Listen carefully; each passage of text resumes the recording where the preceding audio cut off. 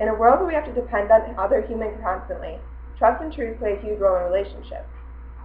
But with a lie being just as easy to tell as the truth, how can we ensure that somebody is being honest with us?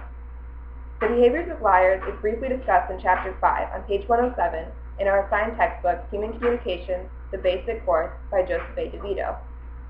It is said that people judge lying accurately only 60% of the time.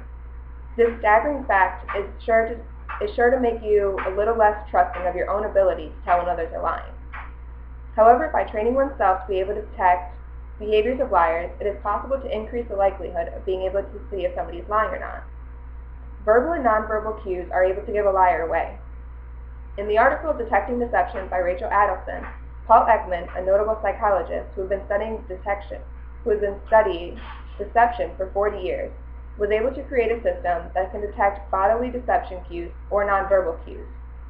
This system, combined with voice and speech measures, is able to detect deception 90% of the time. However, no matter how great the technology is, there's always a possibility for human bias to get in the way of seeing a lie from the truth. When using nonverbal or bodily cues to detect deception, some actions to look for would be pupil dilation, the pressing of lips together, and most importantly, microexpressions. Pupil dilation is an indicator of increased tension and concentration. It takes more concentration to tell a lie than the truth.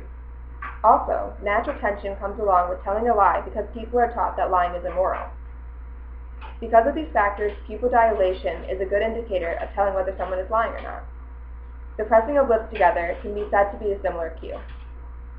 Microexpressions are expressions that last less than 1/5 of a second. Since it's faster than the 1/3 of a second of a human blink, it's understandable to see how this could be difficult to spot. But through technology, Ekman has been able to spot these, and it has been a fantastic tool to tell whether somebody is lying or not. Another type of lying behavior can be heard in verbal cues. These cues include higher pitch in voice, a tendency to reveal less about the story, and to be more negative, to complain more or to be less cooperative. Talking in a higher pitched voice is a sign of stress. This acts as a similar cue to pupil dilation. A liar is more likely to reveal less about their story because it's easier to not get entangled in. The tendency to be more negative comes from the fact that lying is an uncomfortable experience. People don't like to lie. Being negative simply comes from the idea that they're uncomfortable and they want to get out of the situation quicker. Even though verbal and nonverbal cues are hints that a person is lying, human bias can still get in the way. The truth bias is described in the textbook as the tendency of people to believe that others are telling the truth.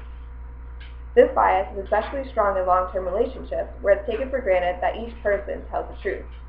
To avoid this, it's important to understand that everybody can lie. Do not dismiss an instinct simply because you know that person to be a trustworthy person. Untrained people may only be able to tell if a person is lying 60% of the time, but there's always that 60% of the chance that you're right. On the other spectrum, there's the deception bias. This is the tendency of people to always think that people are lying. This exists often in prison, where lying is so common, it is automatically assumed that everything anyone says is a lie. To avoid this bias, it's a good idea to not accuse people of lying until you have proof that they might be lying. These biases can exist even in professionals, so it's important to use techniques to self-assess whether you're being biased or not. Remember, both nonverbal and verbal cues can be used when assessing whether someone is lying or not. Also, make sure not to assume somebody is lying until you have proof of the situation, but don't dismiss it just because you think that they're a trustworthy person. Even though it's easy, or easier, to tell a lie than the truth, people are still hardwired to tell the truth. That is why these lie-detecting behaviors exist. Keep in mind that we're generally truthful, but don't be naive and trust your instincts as well. Thank you for listening.